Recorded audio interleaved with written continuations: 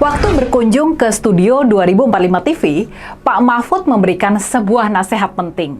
Ini nasihat yang sangat penting buat kita semua.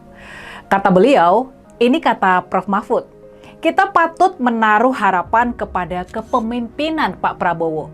Kita patut memberikan kesempatan kepada Pak Prabowo buat fokus bekerja sesuai dengan ide-ide dan visinya sendiri. Itulah nasihat dari Pak Mahfud yang mestinya sih ini bisa jadi pegangan buat kita semua. Dasar Pak Mahfud berani berharap kepada Pak Prabowo adalah pengalaman. Sudah pasti Pak Mahfud kenal dengan Pak Prabowo. Pak Mahfud bahkan sudah kenal lama dengan Pak Prabowo.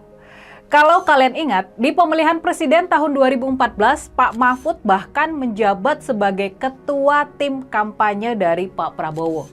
Ya, 10 tahun yang lalu itu mereka berhadapan dengan kita.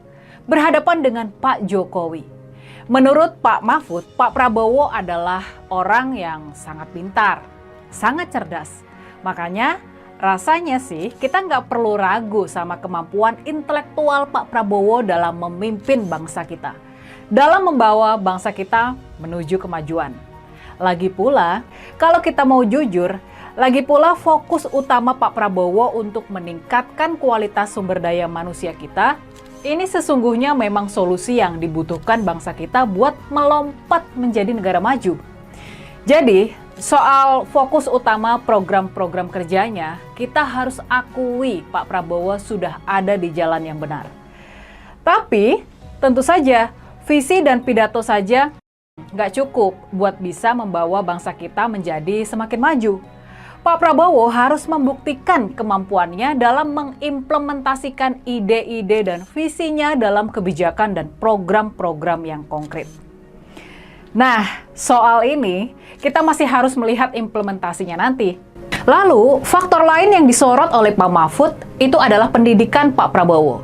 Kita perlu catat ya, dalam banyak kesempatan Pak Prabowo memang kerap bercerita kalau dia dibesarkan dalam sistem pendidikan Barat dengan nilai-nilai Barat, dan karenanya dia percaya sama demokrasi.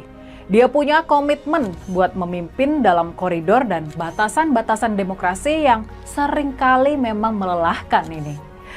Tentu saja janji Pak Prabowo buat memimpin dalam batasan demokrasi adalah kabar yang baik, dan karenanya perlu kita dukung.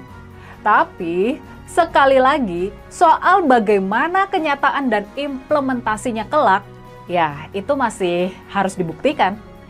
Untuk sementara waktu, sebagai orang-orang yang juga mendukung demokrasi dan ingin praktek demokrasi di negara kita menjadi lebih baik, sebagai warga negara yang demokratis, rasa-rasanya sih memang sudah sepatutnya kalau kita memberikan kesempatan kepada Pak Prabowo buat fokus bekerja sesuai dengan ide-ide dan visinya sendiri. Biasanya, dalam praktek demokrasi, 100 hari pertama kepemimpinan Pak Prabowo bakal jadi masa bulan madu. Masa di mana kebijakan-kebijakannya nggak bakal mendapatkan sorotan tajam dari publik, termasuk dari oposisi. Inilah praktek demokrasi yang baik. Pastinya, walaupun kita berkomitmen buat berada di barisan oposisi, di barisan di luar pemerintahan, kita nggak mau berlaku seperti para kadrun dan para haters dulu, yang membenci lawan, tapi malah lupa buat mencintai Indonesia.